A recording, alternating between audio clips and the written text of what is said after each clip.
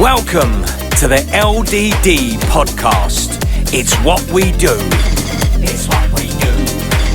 It's what we do. Here it is, episode 1 of the LDD It's What We Do podcast. Today's special guest, always been a big surprise, but I'd like to welcome Mr. Lee Rowswell of GKR Scaffolding. Woo, woo, woo, woo. Right, big boy. Yeah, how are right, you? well. You all right? Yeah, good, my friend. Thank you. Thanks for having me along. No worries. Thank you for being the guinea pig to get Brilliant. this right. Yeah, looking forward to it. Anyway, what we thought we'd do is find out about what people do. So here we go. Right. Yeah, so obviously, you know, Zig and I have known each other a long time. It's probably 12 years now, isn't it? Yeah? I think it's longer. It feels longer. It's 12 and a half. Right, you ready? I'm ready when you are. Basically, I've got 15 questions that I'm going to ask the same questions every week, or every month, sorry, I'm not going to bore everyone that much.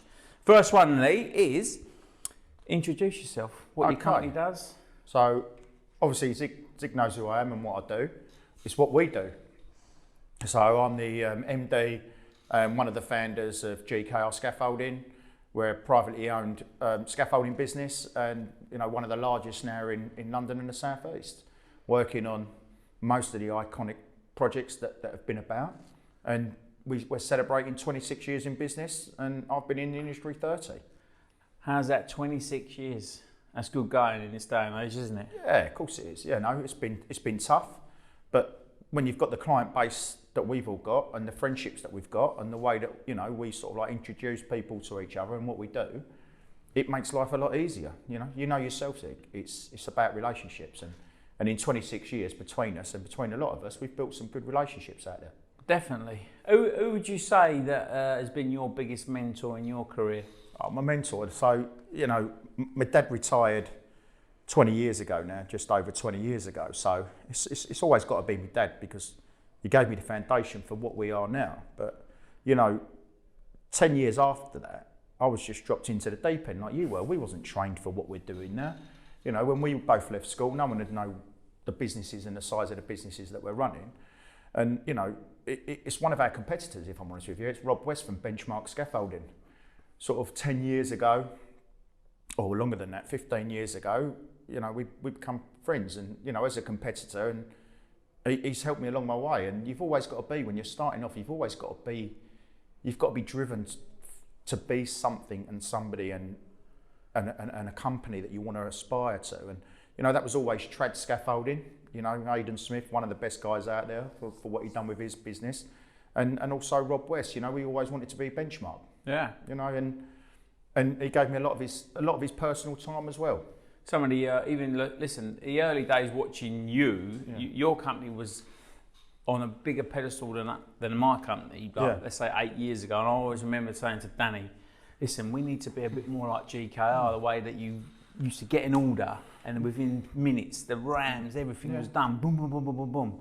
I'll take me out. But it's maintaining it, isn't it? You know, and when you're striving to be somebody and a company, you know, we are that company now. So we've got to be forever watching our backs because there's a lot of good businesses out there now that was where I was 25 years ago that do what we do.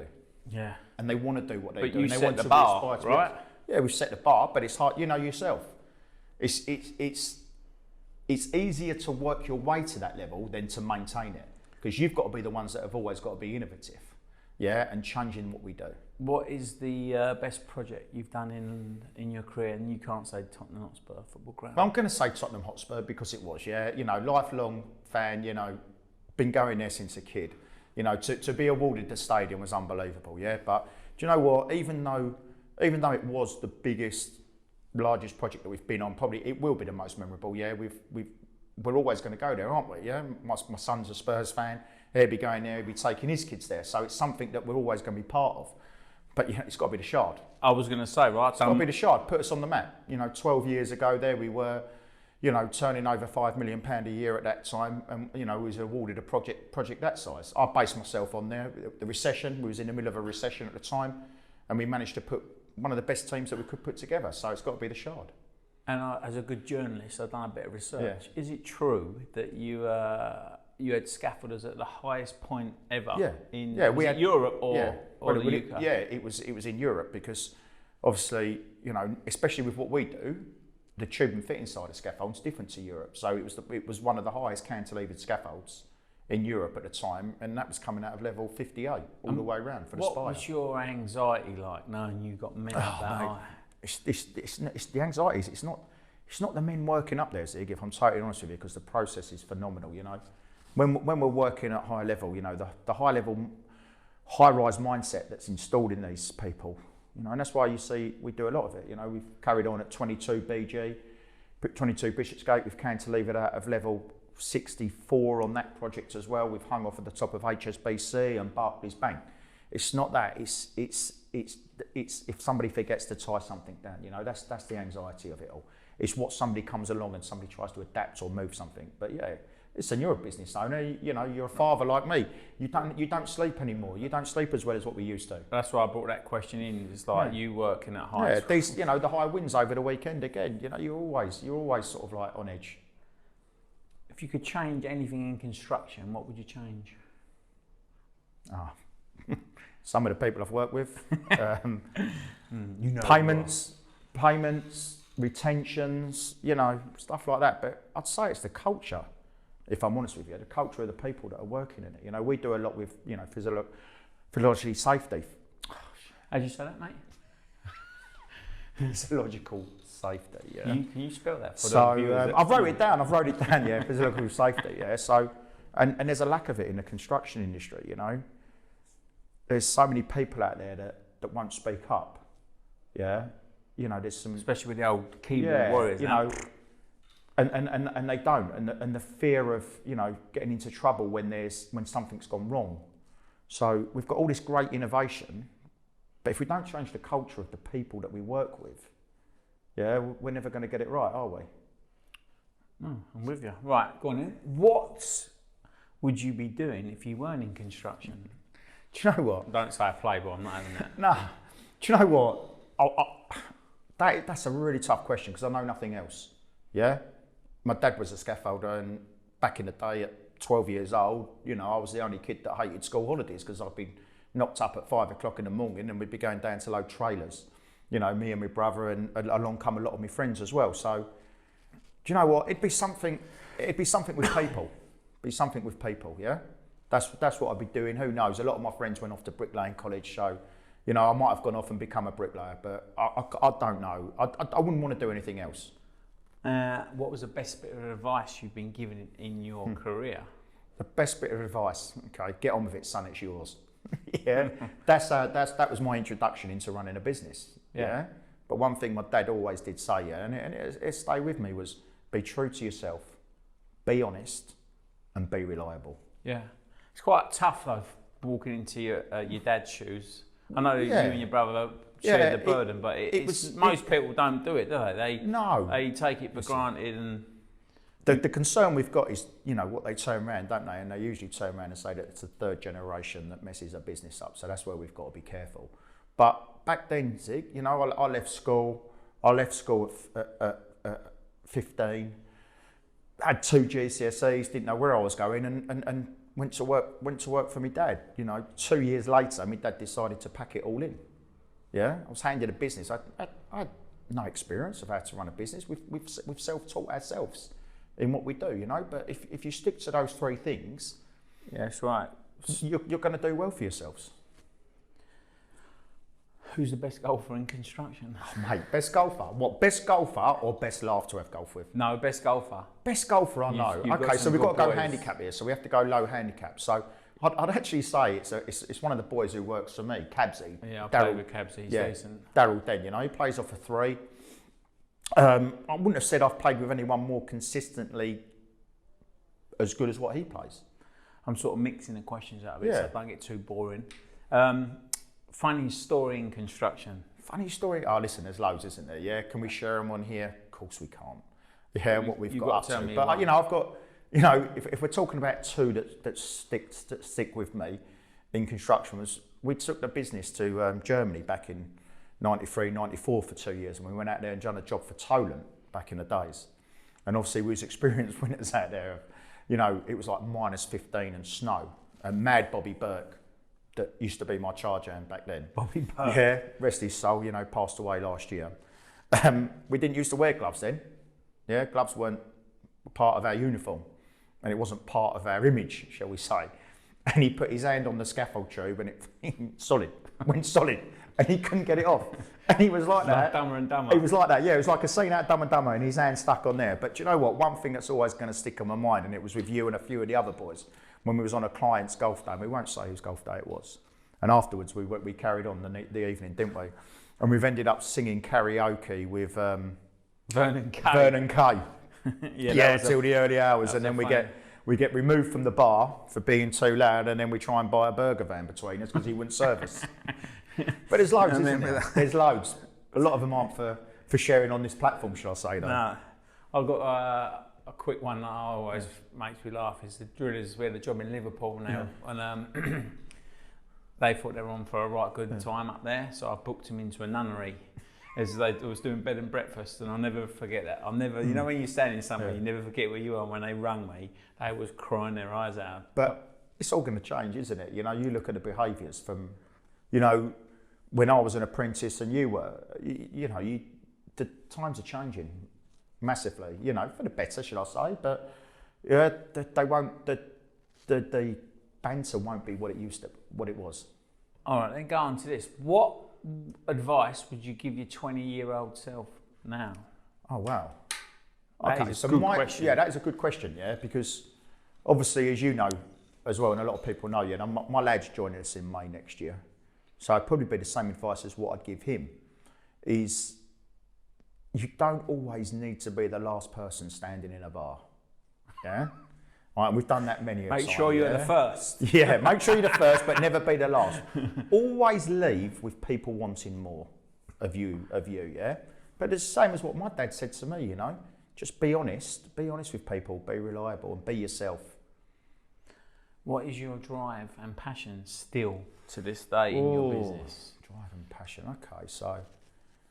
the drive's the business without a shadow of a doubt, isn't it, yeah? But, you know, I've learned a lot about people over the last 25 years and where we are, but you know, you become good at it, don't you? Yeah, you become good at it, but you know, the passion there is how we train the people that we've got within our business and coming through our business, yeah, for tomorrow, you know, for the next 25 years, 30 years. You still got like a scaffolding school, right? Yeah, we've got the academy still, you know, we've launched that, we've got some phenomenal people working in the business, but you know, it's how we're going to train them, you know, because it's all about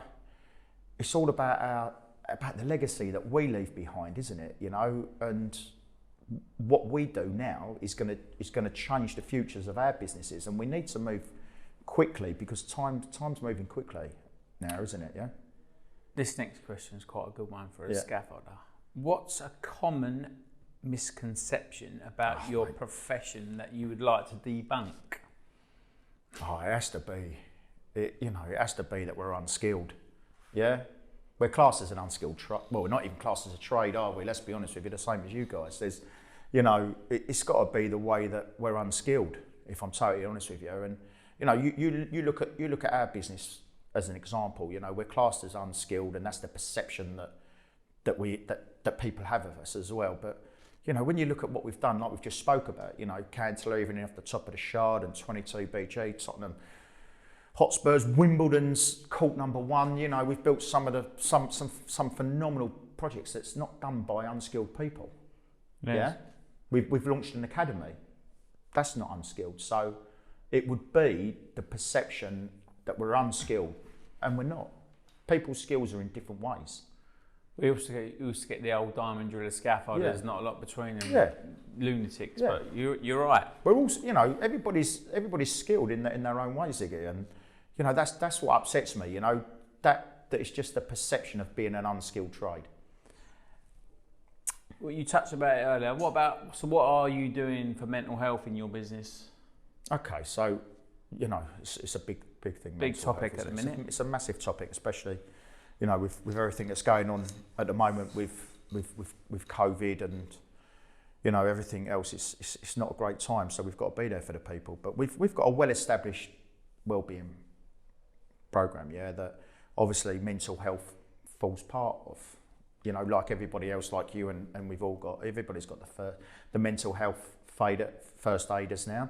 But but what we do is obviously, you know, we theme monthly and on a topic with mental health and all the business buys into that. Yeah. So, but you know, the strategy that we've got within the business is pretty holistic. So what we try and do, we try and address what triggers poor mental health initially. And you know, that's normally, like you know, that's normally around, it's always around the well-being, isn't it, and financial status of people.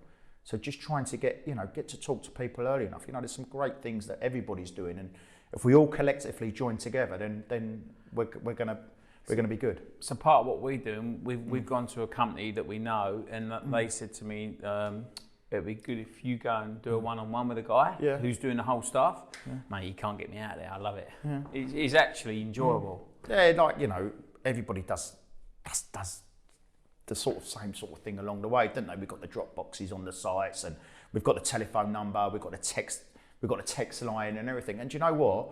Believe it or not, you know, not that they don't share the names and obviously anything with me, the detail of it. But I'm surprised at the number of scaffolders that work within our business that are contacting the first aiders, you know, and our HR support in the office. You know, how many scaffolders you got? Total staff is 200 and just over 240. Wow. Which, you know, 190 of those are scaffolders. And could you name them all, please? Of course I could. You know, if you've got time. All right. What would you do different if you had your time again?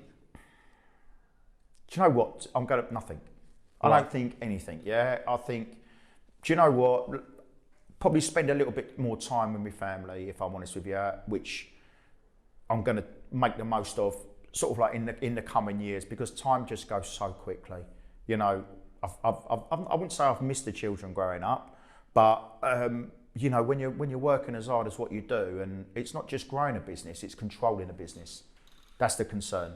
Yeah, anyone can grow a business. It's remaining control of that business, and that's what takes the time. Where do you see GKR in 10 years' time? In 10 years' time? Well, if you'd have asked me that question back in February, I reckon I could have given you a pretty good answer, yeah, and I would probably been pretty sure. Mate, we've got to get through this second lockdown now. Yeah, no, that's come as a bit of hard news, if I'm honest with you, to take. That's going to be tough to get through. Then we've got Brexit. Yeah. Then, you know, another big thing, we've got the reverse VAT coming. You know, we've got a lot of things in front of us. But where do I see it? Do you know what? I pretty much see it where we are, if I'm totally honest with you. You know, we're going to have to change because construction's changing massively. You know, there's a lot more off-site. There's a lot of precast coming in there, isn't there? You know, so what we do, you'll see less and less of, because you look at all the towers that are popping up in the city now, you don't see a lot of scaffold around those. You've got the scaffolds inside. So obviously that's going to change. So with that, we're going to have to change. You know, whether that means going into different sectors, into different regions, or whatever that is. But scaffolding's been around for 17,000 years. And what are you, predominantly southeast? We're southeast, yeah. We're southeast of London. You know, we've got opportunities up and down the country if we need to look at those next year, and we will. But, you know, like I've just said, scaffolding's been around for 17,000 years. The product, 17,000 years. Jesus. The product hasn't changed a lot. Yeah? It hasn't changed a lot. It's about the people that you've got working for you. That's what it is. You know, the product that we provide is the same as all of our competitors. It's the people that make a difference. Fantastic. Right, what's your favourite go-to restaurant at the minute? At the minute? Yeah. Oh, mate, there's two, isn't there? Yeah, you're never gonna, you know, Langham's was always my favourite. Yeah, it's got childhood memories. It was a great place on a Thursday night. Yeah, but that's, you know, grown up now. I don't want that at the moment. At this very moment, is Ivy Asia. Oh. Anyway, right, I've done a little bit of research for you, a little bit of a surprise. Yeah. I contacted 10 of your best clients. They didn't know what I was doing. I just said to them, I'm doing a little something for Lee. Yeah. They had 2 words to describe Mr. Rowswell. Do you want me to read them out to you? Yeah, go on. Some of them I couldn't even read. I had to Google a few of them. Affable, friendly. Loyal, grafter. Innovator, fat scaffolder. never stops, loyal, committed, and your missus sent one, never home. Never home. That would definitely be a... But listen, everyone I spoke to is like, takes it out of you. Fair play. Don't stop. Mr. Lee Rowswell, it's what we do. Thanks for coming, mate. No, lovely. Pleasure. Cheers, buddy. Cheers, bud. Well done. Good luck, Boss. Zig. Good luck. Thank you. See you later, mate. Bye-bye.